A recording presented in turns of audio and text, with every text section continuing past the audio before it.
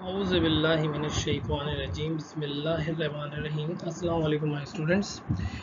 बेटा मैंने पहले लेक्चर में आपसे कहा था कि मुझे आपके कमेंट्स और आपकी क्वेरी की ज़रूरत है। आप लोग को लेक्चर कितना समझ में आया, आपको कोई उसमें प्रॉब्लम है, आपने उसमें से जो भी बात डिस्कस करनी हो बेटा उससे आप एक कमेंट्स में या फिर आप पर्सनल नंबर पे उससे सवाल पूछ सकते हो और कमेंट्स लाजमी तौर पर ये चैनल पे ही दीजिएगा। बेटा हम लोग वेक्टर और स्केलर का टॉपिक पढ़ रहे थे। लास्ट टाइम हमने इंट्रोडक्शन और एडिशन ऑफ वेक्टर से रिलेटेड बात की थी। बेटा आज हम इस लेक्चर 2 के अंदर हम बात करेंगे मल्टीप्लिकेशन ऑफ वेक्टर की और आखिरी में की पॉइंट्स को हम डिस्कस करेंगे। बेटा ये जो की पॉइंट्स हम जो डिस्कस करेंगे वो इस चैप्टर के लिए तो कर रहे हैं, लेकिन अगले चैप्टर्स में एक दो चैप्टर में और की पॉइंट्स बताऊंगा, लेकिन आगे जो चैप्टर्स होंगे उसमें की पॉइंट्स आपने खुद बनाने होंगे।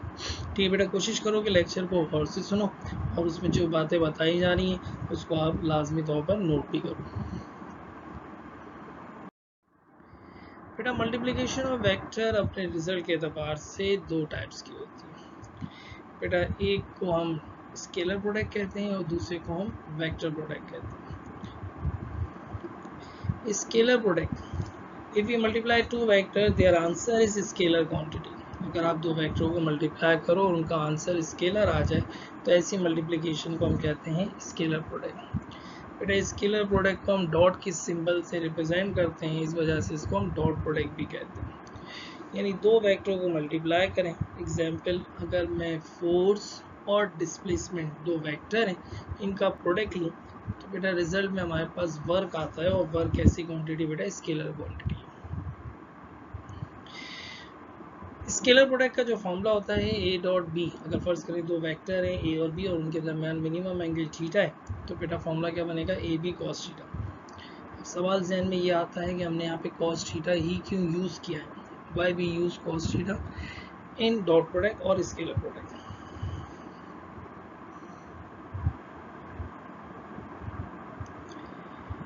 बेटा जब हम किसी दो वेक्टर को मल्टीप्लाई करें और स्केलर प्रोडक्ट लें या डॉट प्रोडक्ट लें, then we multiply magnitude of first vector with component of second vector into the direction of first vector। यानी पहले वेक्टर का फुल मैग्नीट्यूड यूज़ किया जाता है और दूसरे वाले वेक्टर के प्रोजेक्शन की बात की जाती है, यानी वो कंपोनेंट की बात की जाती है जो फर्स्ट वेक्टर की डायरेक्शन में होता है। फॉर एग्जांपल आपके पास दो वेक्टर हैं, एक वेक्टर ए और एक वेक्टर बी।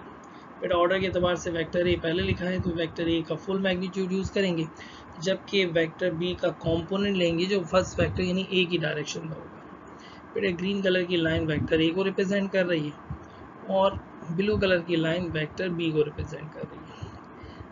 इनके दरम्यान जो मिनिमम एंगल है वो है आपके पास थीटा।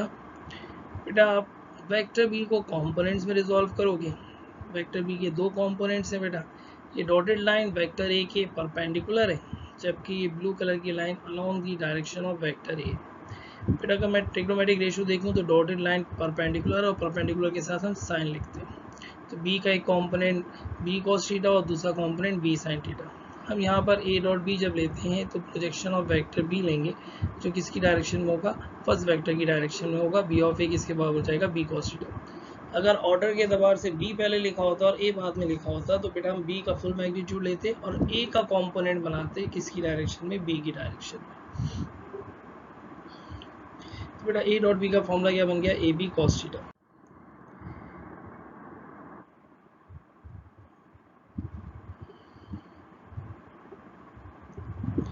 बेटा स्केलर प्रोडक्ट के फॉर्मूला यानी किसी भी सवाल में वेक्टर गिवन होंगे तो आप उसको कौन कौन से फॉर्मूले से सॉल्व कर सकते हैं। तो बेटा पहला फॉर्मूला तो आपके पास ए डॉट बी किसके बराबर होता है, ए बी कॉस थीटा, या फिर आप ए डॉट बी किसके बराबर ले सकते हैं, ए बी ऑफ ए यानी projection of B on to the direction of vector A. अगर वेक्टर कंपोनेंट्स की फॉर्म में हो यानी आई जे के की फॉर्म में हो तो ए और बी दोनों वेक्टर आई जे के की फॉर्म में, तो बेटा आपके पास ए डॉट बी किसके बराबर हो जाएगा, वेक्टर ए का एक्स कंपोनेंट को वेक्टर बी के एक्स कंपोनेंट से, वेक्टर ए के वाई कंपोनेंट को वेक्टर बी के वाई कंपोनेंट से, वेक्टर ए के जेड कंपोनेंट को वेक्टर बी के जेड कंपोनेंट से मल्टीप्लाई करके ऐड करेंगे तो हमारे पास ये आ जाएगा ए डॉट बी आ जाएगा। बेटा डॉट प्रोडक्ट की या स्केलर प्रोडक्ट की प्रॉपर्टीज़ क्या होती हैं। बेटा unit vector I dot I J dot J के डॉट के 1 के बराबर होता है, और यही unit vector I dot J J dot के और के डॉट आई ये आपस में अगर डॉट प्रोडक्ट लेंगे तो 0 के बराबर होता है। बेटा आपके पास A dot B A B के इक्वल हो जाएगा अगर वेक्टर आपस में पैरेलल है यानी सेम डायरेक्शन में। बेटा ए डॉट बी आपके ए डॉट ए किसके बराबर हो जाएगा ए स्क्वायर के। बेटा सेम वेक्टर यानी इक्वल वेक्टर के दरमियान डॉट प्रोडक्ट लेते हैं तो मैग्नीट्यूड का स्क्वायर आ जाता है। बेटा ए डॉट बी 0 के इक्वल हो जाएगा अगर दो वेक्टर आपस में परपेंडिकुलर होंगे। बेटा A dot B dot A के इक्वल हो जाएगा, इसे हम कम्यूटेटिव लॉ कहते हैं, यानी ए डॉट बी और बी डॉट ए आपस में बराबर है, यानी डॉट प्रोडक्ट में ऑर्डर्स की इंपॉर्टेंट नहीं होती, कोई सा भी वेक्टर पहले लिख के मल्टीप्लाई करते हैं आंसर सेम आता है। बेटा distributive law with respect to addition आपके पास क्या है, A dot B plus C बराबर होता है A dot B plus A dot C, यानी स्टेप ऑफ सॉल्विंग की कोई इंपॉर्टेंट नहीं है। लेफ्ट हैंड साइड पे पहले बी और सी को ऐड करेंगे फिर ए के साथ डॉट लेंगे, राइट हैंड साइड पे पहले ए का डॉट बी के साथ लेंगे फिर ए का डॉट सी के साथ लेंगे, दोनों के आंसर को ऐड करेंगे तो हमारे पास आ जाएगा। तो ये distributive law with respect to addition कहलाता है। बेटा सेकंड मल्टीप्लिकेशन जो है उसको हम वेक्टर प्रोडक्ट या स्केलर प्रोडक्ट कहते हैं। वेक्टर प्रोडक्ट या स्केलर क्रॉस प्रोडक्ट क्या होता है, बेटा दो वेक्टर को मल्टीप्लाई करें, we multiply two vectors their answer is vector quantity, such multiplication is known as vector product. It is denoted by a cross symbol, so it is also known as cross product. इसको cross के symbol से represent करते हैं, इस वजह से इसको हम क्रॉस प्रोडक्ट भी कहते हैं। फॉर एग्जांपल अगर मैं पोजीशन वेक्टर r का क्रॉस प्रोडक्ट लूँ फोर्स के साथ तो रिजल्ट में टॉर्क आएगा। टॉर्क वेक्टर क्वांटिटी की, यानी दोनों वेक्टर को मल्टीप्लाई करने में हमारा आंसर भी क्या आ रहा है, वेक्टर आ रहा है, तो ऐसी मल्टीप्लिकेशन को हम क्या कहते हैं, क्रॉस प्रोडक्ट कहते हैं। बेटा क्रॉस प्रोडक्ट में फॉर्मूला क्या होता है, A cross B is equal to A B sine theta. अब यहाँ पे भी वही क्वेश्चन ध्यान में आता है कि why we use sine theta in the formula of cross product.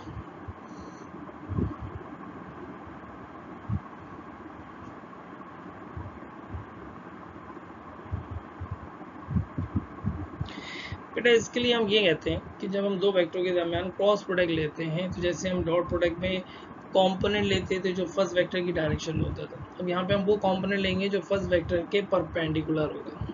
बेटा आप इसको इस तरह समझ लो कि किसी बॉडी को डिस्प्लेस करना है तो फोर्स मोशन की डायरेक्शन में लगाई जाती है, यानी गाड़ी को दिक्कत देने के लिए आप फोर्स गाड़ी की डायरेक्शन में मूव करोगे, यानी डिस्प्लेसमेंट और फोर्स का प्रोडक्ट वर्क के बराबर होता है, यानी वर्क के लिए पैरेलल यानी सेम डायरेक्शन कंपोनेंट की जरूरत होती है। जबकि टॉर्क के लिए यानी दरवाजे को रोटेट करने के लिए फोर्स पैरेलल नहीं लगाएंगे, परपेंडिकुलर लगाएंगे।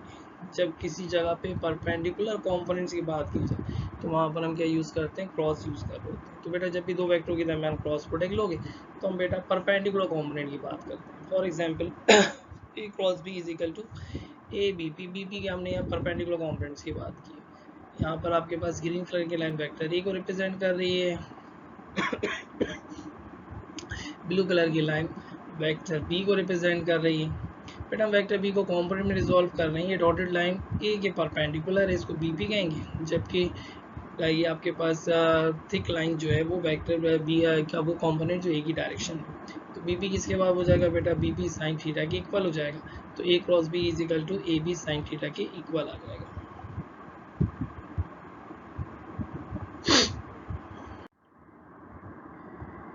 बेटा क्रॉस प्रोडक्ट की प्रॉपर्टीज की बात करते हैं, तो बेटा क्रॉस प्रोडक्ट की आपके पास जो फॉर्मूले ए क्रॉस बी किसके बराबर होता है, ए बी साइन थीटा के, और ए क्रॉस बी अगर कंपोनेंट्स की फॉर्म में तो कैसे लिखेंगे, डिटरमिनेंट फॉर्म में लिखेंगे आई जे के, जो वेक्टर पहले लिखा होगा उसके कंपोनेंट पहले लिख दोगे ए एक्स ए वाई ए जेड, और जो वेक्टर बाद में लिखा होगा उसके कंपोनेंट बाद में लिखेंगे बी एक्स बी वाई और बी जेड की बात करेंगे। बेटा आपके पास प्रॉपर्टीज की बात करेंगे तो प्रॉपर्टीज में हमारे पास क्या क्या चीज़ें हैं, आई क्रॉस आई जे क्रॉस जे और के क्रॉस के 0 के बराबर होता है, आई क्रॉस जे के बराबर होता है, जे क्रॉस के आई के बराबर होता है, के क्रॉस आई जे के बराबर होता है। अगर इसका ऑर्डर चेंज कर दो तो जे क्रॉस आई माइनस के बराबर हो जाएगा, के क्रॉस जे माइनस आई के बराबर हो जाएगा, आई क्रॉस के माइनस जे के बराबर हो जाएगा। तो बेटा इसको याद करने का आसान तरीका ये कि आपके पास अगर मैं एक सर्किल लूँ, जैसे इस डायग्राम में आपके पास रेड कलर का सर्किल है जिसके एक एंड पर आई जे के लिखा हुआ है, फिर अगर मैं क्लॉक वाइज डायरेक्शन में यानी एरो की डायरेक्शन में जाऊंगा तो आंसर पॉजिटिव आएगा, यानी ए को जे से क्रॉस मल्टीप्लाई करेंगे तो आंसर के आएगा, जे को के से करेंगे तो आंसर आई आएगा, और के को आई से करेंगे तो आंसर जे आएगा। लेकिन अगर मैं इसके ऑपोजिट रोटेशन करूंगा, यानी जे को आई से मल्टीप्लाई करूंगा तो आंसर माइनस के आएगा, आई को के से मल्टीप्लाई करेंगे क्रॉस लेंगे तो माइनस जे आएगा, और के को जे से क्रॉस लेंगे तो माइनस आई आएगा। फिर अगर वेक्टर आपस में पैरेलल है तो ए क्रॉस बी का आंसर 0 होता है, यानी नल वेक्टर होता है। वेक्टर इक्वल है तो जब भी ए क्रॉस ए का आंसर 0 आएगा, यानी नल वेक्टर होगा। बेटा वेक्टर परपेंडिकुलर होने की सूरत में आपके पास ए क्रॉस बी किसके बराबर हो जाएगा, ए बी के इक्वल होगा, जो मैक्सिमम वैल्यू होती है। बेटा कम्यूटेटिव लॉ आपके पास ए क्रॉस बी बराबर होता है माइनस बी क्रॉस ए, यानी ऑर्डर की चेंज करने से डायरेक्शन चेंज हो जाती है। तो बेटा डॉट में ऑर्डर की इंपॉर्टेंट नहीं होती, क्रॉस प्रोडक्ट में ऑर्डर की इंपॉर्टेंट होती है। यानी अगर मैं ए क्रॉस बी की जगह बी क्रॉस ए लूँगा तो अपवर्ड की बजाय डाउनवर्ड डायरेक्शन में हो जाएगा, यानी डायरेक्शन चेंज हो जाती है। डिस्ट्रीब्यूटिव लॉ क्रॉस में भी वैलिड होता है और डॉट में भी वैलिड होता है, यानी कम्यूटेटिव लॉ सिर्फ डॉट में वैलिड होता है, क्रॉस में नहीं होता, जबकि डिस्ट्रीब्यूटिव लॉ दोनों में वैलिड होता है।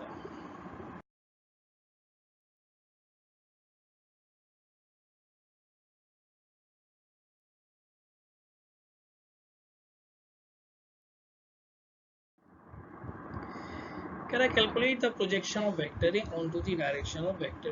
तो प्रोजेक्शन का लफ्ज क्रॉस में यूज नहीं किया था, प्रोजेक्शन का वर्ड हमने जो यूज किया था वो डॉट में किया था। तो ये सवाल जो है डॉट प्रोडक्ट से रिलेटेड है। बेटा आपके पास ऑप्शन में 6/√14 है, √14/6 है, 6/3 है और 3/6 है। बेटा देखो जब लफ्ज प्रोजेक्शन आ रहा है तो इसका मतलब डॉट प्रोडक्ट लेना है। हमने प्रोजेक्शन किसका लेना है, ए का लेना है, तो इसका मतलब ऑर्डर के लिहाज से ए बाद में होगा, यानी बी पहले लिखा जाएगा। तो बेटा इसमें जो फॉर्मूला यूज़ करेंगे वो ए डॉट बी नहीं लेंगे बल्कि बी डॉट ए लेंगे। जब मैं बी डॉट ए लूँगा तो बी का फुल मैग्नीट्यूड लूँगा और ए का कॉम्पोनेंट लूँगा जो किसकी डायरेक्शन में होगा, बी की डायरेक्शन में होगा। तो बेटा आपने ए और बी मालूम करना है। ए और बी अलग करने के लिए क्या करोगे, बी डॉट ए को डिवाइड कर दोगे किससे, बेटा बी से। बेटा डॉट प्रोडक्ट निकालने का तरीका कैसे गया था, मैंने कहा था कि अगर वेक्टर कंपोनेंट्स की फॉर्म में हो तो आई को आई से, जे को जे से और के को के से मल्टीप्लाई करेंगे।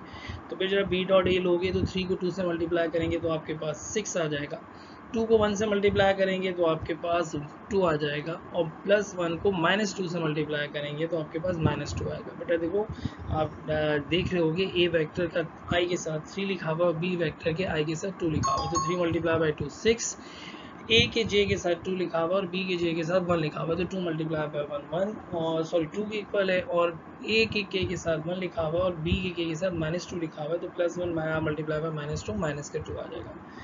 जबकि मैग्नीट्यूड निकालने का तरीका हमने कल पहले लेक्चर में बताया था कि मैग्नीट्यूड निकालने के लिए कंपोनेंट्स का स्क्वायर सम करके रूट ले लेते हैं। तो बेटा वेक्टर बी का मैग्नीट्यूड निकालने के लिए 2 का स्क्वायर 4 हो जाएगा, जे के साथ 1 लिखा है तो 1 का स्क्वायर 1 हो जाएगा, और के के साथ -2 लिखा है तो -2 का स्क्वायर भी 4 हो जाएगा। बेटा 6 + 2 8 होता है और 8 में से 2 माइनस करेंगे हमारे पास 6 आ जाएगा। बेटा 4 + 1 5 5 + 4 9 9 का रूट निकालेंगे 3 आ जाएगा, तो इसका आंसर 6/3 है, यानी ऑप्शन 3।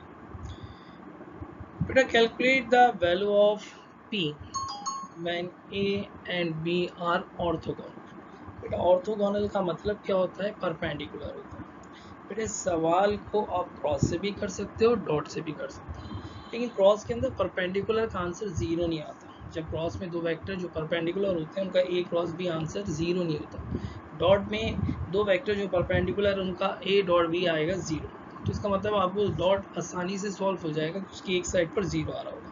तो हम डॉट प्रोडक्ट को यूज़ करेंगे तो ए डॉट बी। चलो ऑप्शन देख लें, इसमें पहला ऑप्शन 1 है, दूसरा ऑप्शन -1, तीसरा ऑप्शन 7 और चौथा ऑप्शन -7। बेटा जब वेक्टर परपेंडिकुलर होंगे तो डॉट प्रोडक्ट का आंसर लाजमी तौर पर 0 होगा।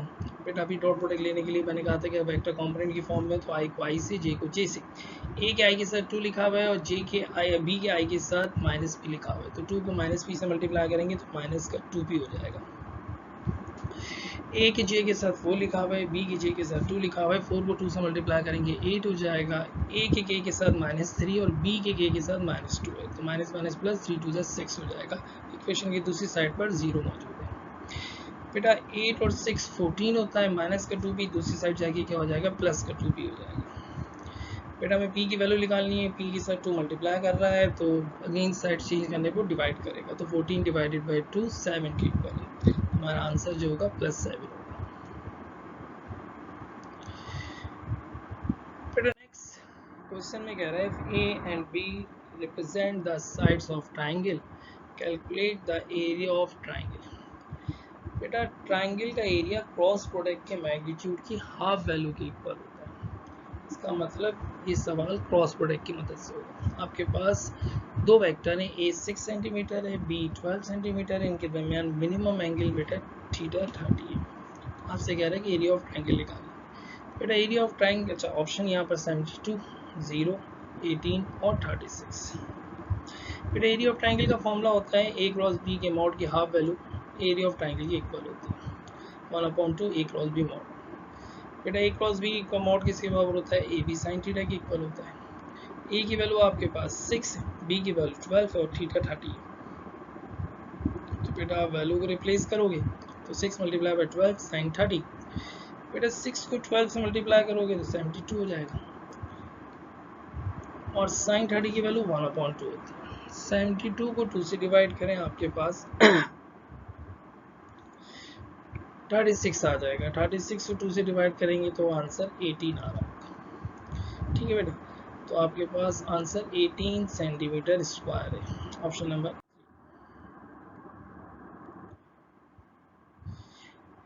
नेक्स्ट क्वेश्चन में कह रहा है if c is equal to a cross b and vector are non-zero vector in xy plane calculate the value of vector c। आपके पास दो वेक्टर हैं, एक वेक्टर a है और दूसरा वेक्टर b है। इनका क्रॉस प्रोडक्ट जो है वो वेक्टर c के इक्वल है। बेटा a एक्स वाई प्लेन में तो इसके पास x कंपोनेंट होगा, y कंपोनेंट होगा, लेकिन z कंपोनेंट नहीं होगा। b भी एक्स वाई प्लेन में तो इसके पास भी x कंपोनेंट होगा, y कंपोनेंट होगा, लेकिन z कंपोनेंट नहीं होगा।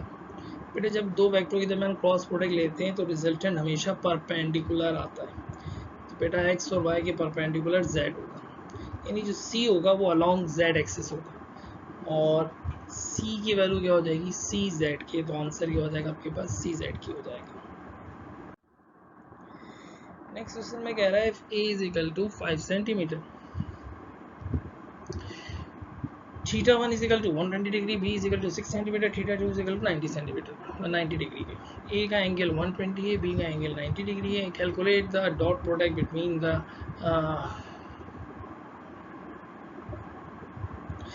calculate the product between them, theta 1 theta 2 are angle of vector a and b found the horizontal position x axis respectively।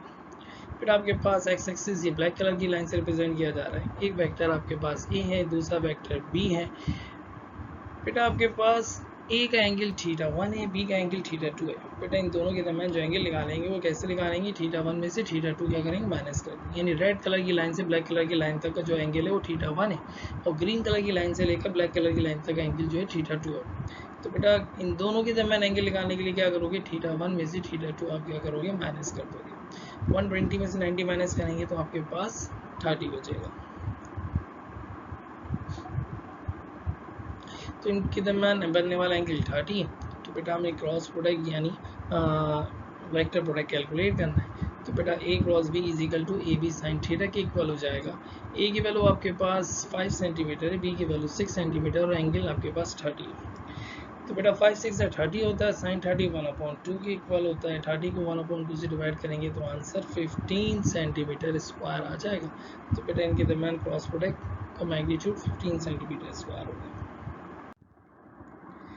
बेटा इस पूरे चैप्टर में जो फाइनली अब हम इसको सम अप कर रहे हैं, समराइज कर रहे हैं, तो हम की पॉइंट्स की बात कर रहे हैं। की पॉइंट्स क्या हैं, नंबर 1 बेटा दो वेक्टर्स को अगर हम ऐड करें और उसका आंसर इंडिविजुअल वेक्टर के मैग्नीट्यूड के सम के बराबर है। यानी अगर आप फर्ज करो एक वेक्टर है जिसका मैग्नीट्यूड 7 है, दूसरा वेक्टर है उसका मैग्नीट्यूड 2 है, आपसे कह रहा है कि इनका रिजल्टेंट 9 के बराबर है, यानी 7 + 2 कितना होता है 9, अलजेब्रिक सम के इक्वल बराबर है। तो इसका मतलब ये होता है ये वेक्टर आपस में पैरेलल है इन सेम डायरेक्शन में। अगर हम दो वेक्टर को ऐड करें और उनका रिजल्टेंट जो है वो इनके इंडिविजुअल मैग्नीट्यूड के डिफरेंस के बराबर हो, यानी जैसे 7 है और दूसरा वेक्टर 2 है, और जब हम उनका रिजल्टेंट निकालते हैं तो आंसर 5 आता है, यानी 7 - 2 आ रहा है। तो बेटा इसका मतलब ये वेक्टर ऑपोजिट डायरेक्शन में यानी एंगल 180 डिग्री होगा। बेटा दो वेक्टर्स के मैग्नीट्यूड का स्क्वायर सम की रूट वैल्यू रिजल्टेंट वेक्टर के बराबर हो, यानी आपके पास एक वेक्टर ए है और दूसरा वेक्टर बी, ए की वैल्यू 3 और बी की वैल्यू 4 है, इसका रिजल्टेंट 5 आ रहा है। बेटा 3 का स्क्वायर 9 होता है, 4 का स्क्वायर 16 होता है, 16 + 9 25, रूट निकालोगे 5, यानी दोनों के इंडिविजुअल मैग्नीट्यूड के स्क्वायर सम की वैल्यू के रूट के बराबर रिजल्टेंट वेक्टर हो, तो इसका मतलब वेक्टर आपस में परपेंडिकुलर है, इनके दरमियान एंगल 90 डिग्री है।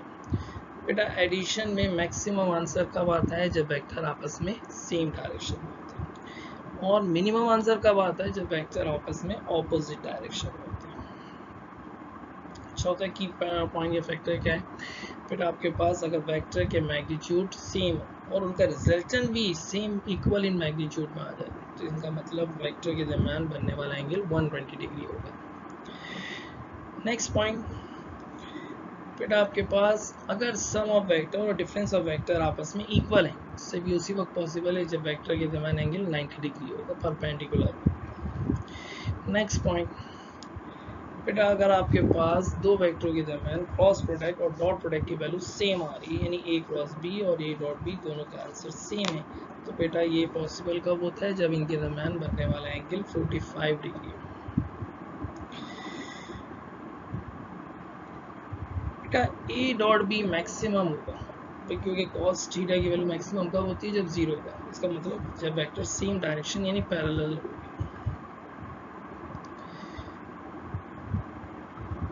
बेटा a डॉट b की वैल्यू मिनिमम होगी।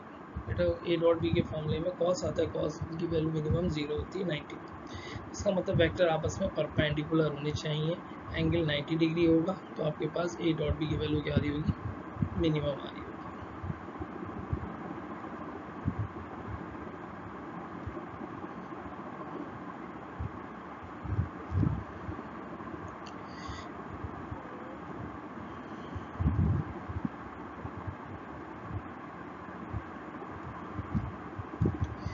a क्रॉस b मैक्सिमम कब होगा? जब आपके पास दो वेक्टरों के दरमियान एंगल 90 डिग्री होगा, यानी वेक्टर परपेंडिकुलर होंगे। बेटा a क्रॉस b मिनिमम होगा जब दो वेक्टर सेम डायरेक्शन में होंगे, पैरेलल होंगे, इसके मिनिमम वैल्यू नल वेक्टर की इक्वल यानी 0 मैग्नीट्यूड की इक्वल होती है।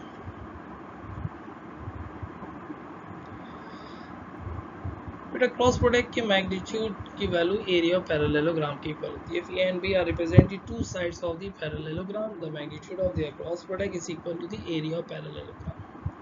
इसी तरीके से दो वेक्टर की क्रॉस प्रोडक्ट की मैग्नीट्यूड की half value area of triangle की इक्वल होती है। If A and B represent the two sides of triangle, the half value of magnitude of their cross product is equal to the area of triangle.